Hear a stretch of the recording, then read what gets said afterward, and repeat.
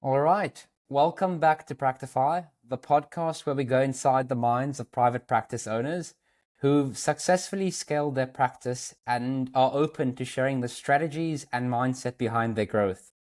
Today's guest is someone who's truly built a life and business on her own terms, from the fast-paced world of London advertising to hosting transformational wellness retreats across Ibiza and beyond, and now recently setting into Palma, Mallorca.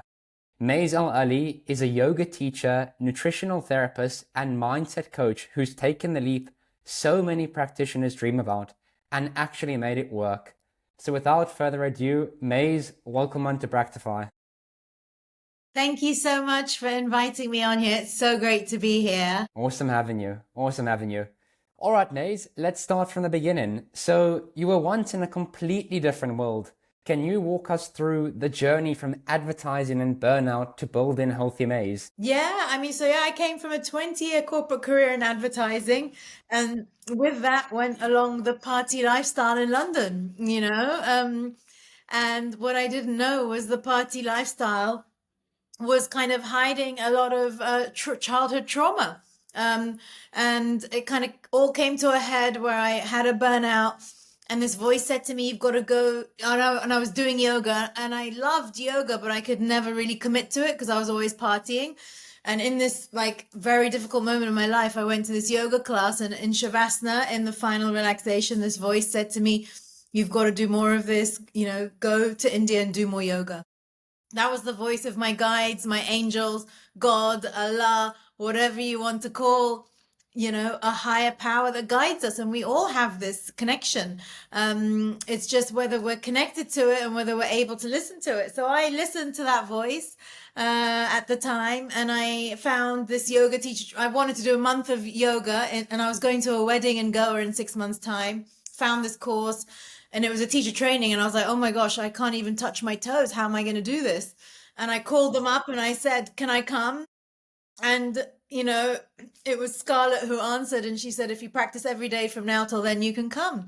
And that's what I did. I found an Ashtanga yoga studio. I practiced every day. That was the start of my healing journey. I preferred to do Ashtanga than go and party. So I just loved the practice, and I went to India, and it was very eat, pray, love. I did the training. It changed my life, and I ended up getting offered a job teaching yoga in Goa. So I stayed there for 6 months, and then spent the next 6 years traveling in Asia in the winters, working in advertising in the summer, healing, basically learning Reiki and pranayama and more yoga techniques.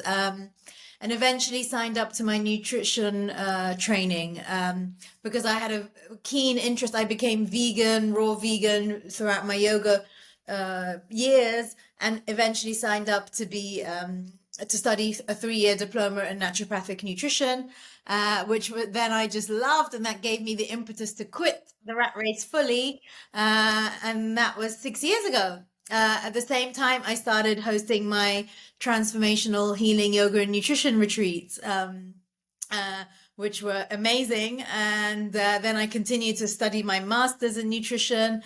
And then the pandemic happened, and I ended up going to Ibiza to host my retreat in September 2020. I'm thinking I'm just going to stay for a few months. I'm not sure I fancy another lockdown in the winter in London. Yeah. 5 years later, here I am. I ended up in Ibiza for 2 years, and then Mallorca for 3 years. And currently, this is hot off the press. I've just packed up my whole life from Mallorca. It's on a truck somewhere, and I'm relocating somewhere else now. Probably back home to London. Incredible. And I think this is so interesting because so many practitioners come from these burnout stories. But Mays, what do you think it is about wellness work that calls to people so often after being in these chaotic environments? I just think for me, what was missing was service in advertising, and being in service is so rewarding and important, and it's something we all need. We have to give back, and that is, for me, that's what I loved so much, sharing the gift of yoga to other people and seeing how amazing they felt after me teaching them yoga. And now with my one-to-one nutrition, really changing people's lives and health with serious chronic health conditions. It's just, I love working with people. I love helping them heal. And that was really missing from my corporate career. Sure. And I feel like there's quite a difference between healing yourself and being ready to help others heal. So when would you say you felt that shift happen for you? It took a while. So, I mean, I was teaching yoga immediately. That's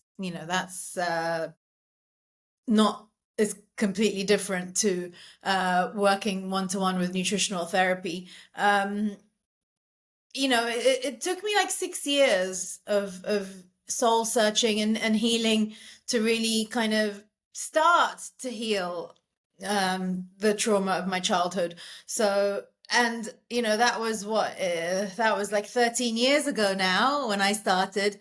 And there's still elements I'm still working on now. It's like the layers of the onion, But yeah, it took me a while. Like for those 6 years, I really wanted to leave advertising, but it's quite hard as a yoga teacher to kind of survive financially just with that income. So eventually, once I finished my nutrition studies, I had enough under my belt to make a living and survive. And then I was ready to quit the rat race. Fully. Yeah. Something I've been really looking forward to exploring with you is the retreat side of your work. I feel like it's where a lot of practitioners want to go but don't know how to do so exactly. So Maze, from your experience, what makes a retreat transformational rather than just a wellness getaway? Well, the schedule we put together, and by the way, Scarlett, who was my teacher on my yoga teacher training, is now my co-host on my retreats. So, first of all, there's two of us senior facilitators and space holders on our retreat, but something that very rarely happens, usually it's only one person and maybe an assistant. So there's two of us holding space for people, supporting people. And then the schedule that we put together, people are deep diving into these esoteric practices. Most people have never done 2 yoga classes and a meditation every day for a week. That alone really opens up things and releases things. And on top of that, we bring in other practitioners. Well, Scarlett's a breathwork coach, so we do somatic trauma release breathwork. I work on the nutrition and, finely tune the menu, which our private chef creates for me to be gut healing. When people eat this clean food, it changes something, spiritually inside of them as well. And then we do a cacao sound healing. And then it's the community of being together with like-minded souls. Everyone's supporting each other. We witness like the best of friends forming. It's so beautiful to watch the community grow. And then, most people come on their own on our retreats, but then they come together the next year sharing rooms together. Lifelong friendships are made, and that's what can be very missing in modern day life, the community aspect. So I think everything, all of that encompassing together makes the retreat completely transformational. And we hear time and time again, the retreat changed my life. It was a turning point for me. Things changed for the better. Why can't life always be a Samadhi soul retreat? That's the name of my retreat. So we hear that all the time. And we have like WhatsApp groups. We all keep in touch. And only last week someone said, "Can't we all be on retreat again together?" We hear this feedback time and time again. There's tons of reviews on my Google page on Healthy Maze on Google. You can read them all. It's. And we also do it from the heart. So it's always the intention behind it is always, a big part of it. So, I always give a lot more than perhaps other retreats and, pay for other facilitators just to kind of give more of my time in one-to-ones, just to kind of give the best experience for the guests. And you've obviously hosted retreats across multiple cities. What would you say the key things are that a practitioner should consider when choosing the right location? Villas most years. look, most of the time we get very little comment on the villa. And we've hosted like 5-star luxury villas to more kind of rustic villas. Of course, everything's clean and nice, and there's a pool, and we were in nature, but in terms of the specifics of the villa, it's not really important. It needs to be clean and nice and in a natural environment. I mean, that goes without saying, you know. But if I say compare it to like a 5-star high-end luxury villa to a more rustic one, we don't get much differences in comments from that for most people, because it's generally the environment we create within the villa that's the most important thing, and the community of people getting on with each other. And do you find that the retreats naturally attract different kind of client to the one-to-ones or online work, or would you say it's much of a muchness? There is crossover. So often my one-to-one clients attend the retreats, and the retreat guests become one-to-one clients. But there's also guests outside of that as well who aren't necessarily interested in one-to-one nutrition, who are just like more like the burnout style, who just need to get away, who just need to relax, who just need time out, who just want like a yoga holiday, and even those ones who just want a yoga holiday, they don't know what they're in for because they don't know that these amazing transformations are going to happen to them. And it's always such a joy and a gift to witness and be a part of. How do you hold this space for a group of people doing such deep personal work while also having to look after your own energy as a facilitator? Yeah, I mean, I'm so used to it. It's been many, many years. And because having Scarlett, my co-host, helping is also really, great, because we're there supporting each other. Sometimes, one of us might need a little bit of rest and the other one takes over, and vice versa. Usually kind of, I like retire in the evenings and just have some space away for myself and not just be in with the whole group 24/7. And then sometimes it's a lot of energy, it's a lot of giving, and it's a week, I see it as a week of just giving 80% of my energy to serve and look after the guests. And then recharging before and after is really, really important as well. Yeah. And for a practitioner listening in right now who's considering potentially hosting their first ever retreat, but feeling somewhat imposter syndrome, what would you say to them? Go for it. I remember the first retreat I hosted. I hosted it with a very experienced yoga teacher, who was a friend, and actually, it didn't go very well. So I would kind of say that it's good to join forces with someone, and if you're new, someone more experienced, that was the idea behind it. But you need to also make sure you have the same values, ethos. Sometimes a close friend might not be a good idea, you know. So as a result of that first retreat, the friendship was no longer with the lady I hosted it with.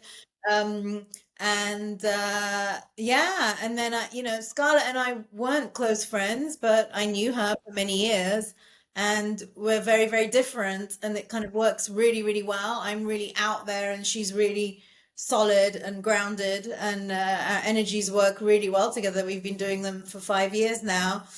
I also had a retreat experience setting up a retreat business with a very close friend, and that didn't go so well either. And because I didn't, the big question is, what are your values and belief systems around why you're doing this? You have to have the same values. You have to have the same belief systems, the same, reason, the same why. Both times when things didn't work out, I didn't ask myself those questions, and I went into it a bit blindly. So, working with people can be challenging. So really just be aware of, what you're stepping into, and the personality characteristics of the person you're about to, join forces with. So, what the first girl I joined forces with, she was, quite unstable and nervous and, stress head. And that just didn't work well at all. And then the second situation that didn't work for me was we had completely different values, belief systems, and ethos. I do it from the heart. They were doing it financially, and that didn't work either. So with Scarlett, what's worked so well is we have the same values, the same belief systems, and she's calm and centered and grounded, which really works well. They're important traits in a business partner. And for those practitioners that are just getting started and are struggling with identifying what their why actually is, what advice or what exactly did you do to help you identify your very own why and why you were doing all of this? It's a good question. I'm very spirit led. So, I remember being on a beach in Goa and thinking, how do I leave advertising? What can I do? And then speaking to a friend who's been hosting retreats for many years, and she was like, why don't you try? And suddenly this kind of vision came to me that I needed to start hosting retreats. And I just did it, so I didn't really question a why. I didn't, and that was probably why it didn't go so well with the first uh, retreat co-host I joined forces with. So I'm very led by spirit, by source, by signs, by okay, I'm going to go and do this. I'm doing it. And sometimes it's great. It's a great thing, characteristic of mine, but sometimes it's good to take a pause and think about the why and think about the partner and think about the values and everything that I mentioned previously. Yeah. So I love pulling back the curtains a bit because so often what looks effortless on the outside often takes so much intention on the inside. So let's talk about what it really takes to run retreats as a sustainable business. So Maze, when you're planning a retreat, what does the logistics process actually look like? I mean, to be honest, coming from a background of producing TV commercials, that's why it was so easy for my skills to be transferred. And I used to produce TV commercials that would cost like millions and running groups, crew and cast of like 50 people traveling around the world. So a retreat with like 10, 15 people in one location wasn't very difficult for me. So for me, logistics, organization, that kind of stuff comes really, really easily. So it kind of it really it's kind of effortless, really. It's so easy to do now, and everything's just in place. We have the team. It's almost like we just turn up. The big effort is always the sales and marketing, and I love doing what I do. I love hosting the retreats, but it just feels like as the years go by, the competition is stronger. There's more on offer. Everyone wants to host retreats, and people's budgets are, tighter than ever these days. So, we always sell out, but it's becoming more last minute, which is a little bit more, worrying, really, because we used to sell out months in advance, and now it's like weeks before. So yeah, the marketing side is is a little bit of a challenge, I have to say. So it's not something to be taken lightly. If you're going to start a retreat business, make sure you've got a solid clientele, to get them to come and book. On that note, what would you say, like, which channels or approaches have worked the best for you in actually getting the word out there on these retreats that you're hosting? Main channel is Instagram, so that works. Word of mouth, referrals, my email newsletter, my existing one-to-one clients. Some WhatsApp group communities I'm in as well. Lots of different channels. And how do you position your retreats in a way that attracts the right kind of client, or is it kind of open to anyone and everyone? And to be more discerning, like sometimes, we have like a intake questionnaire. The mental health of people is quite important. In the past, we've had people, with questionable mental health, and I kind of allowed them to join and it created problems in the group. So I'm quite, want to make sure that, there's no serious mental health. Not that I'm against that, but it's not that kind of retreat that, we're, to kind of hold space for serious mental health conditions, so that's the one thing from my experience, to kind of just be aware of, like, mental stability, so that, because we've had in the past a guest with mental health issues, and she, verbally and tried to physically attack another guest and caused a lot of issues. And she was a friend, actually. I thought, I kind of thought it would help her coming along, but it was a good lesson to really be aware of, things like that, to just watch out for, because the group dynamic is very important to look after from And my was it side. challenging at first to set a higher price point for the retreats? And if so, how do you build the confidence to do that? Well, I mean, I kind of budgeted backwards, really, of, what figure do I want to come out with at the end of the day? And that figure has grown over the years. So probably in the first years, I made less profit. And then as the years have gone by, you can charge a little bit more with the years of experience. Yeah. And there's always this fear of sounding like too salesy and crazy. So, Maze, how do you communicate the value of your retreats without falling into that salesy and pressury trap? Communicate from the heart, like, I know the retreats are amazing. I know they transform people's lives. So I hope it comes across that it's genuine, and it's not sales chatter. And do you ever use things like early bird discounts, applications, or waitlists to help filter and convert the right people? Or is it just like sign up, here you go, here's the payment link? We do have an early bird discount. Yeah, yeah, we do have, which is expired now. Sometimes I do flash sales. Um, now it's getting to the last couple of months before my next September retreat, so there's a few spots left to sell. So yeah, I'll kind of, do like last minute promotions. Could you tell me a bit more about this upcoming retreat in September? Yes, so it's my next Ibiza retreat. It's 20th to 26th of September. It's in a lovely villa we're actually returning to for the second time. It's right on the sea. Guests love it because you can watch the sunrise, have a dip before the first yoga practice in the morning. And, it's with my co-host Scarlett.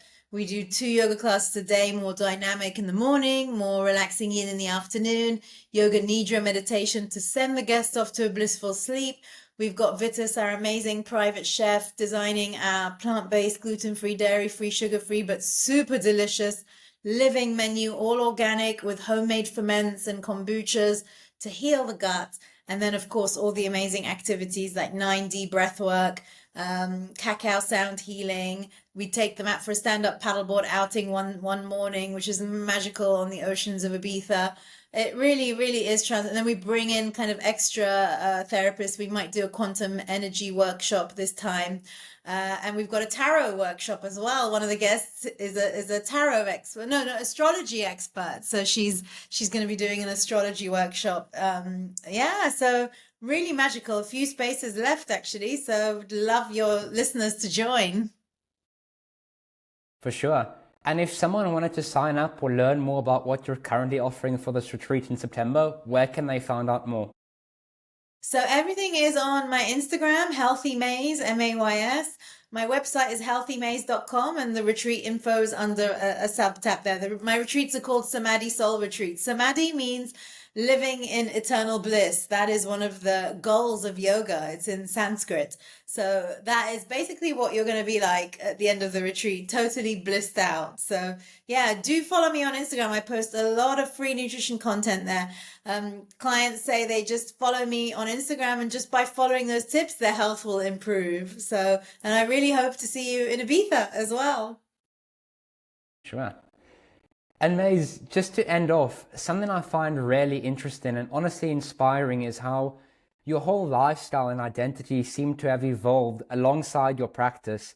So I'd just like to lightly explore some of the mindset shifts behind that. So Was there a specific moment when you realized your business could actually support your values rather than pull you away from them? I think it was very organic, to be honest. Like I said, I've been, very guided. I did the yoga teacher training for my own interest. I didn't want to be a yoga teacher.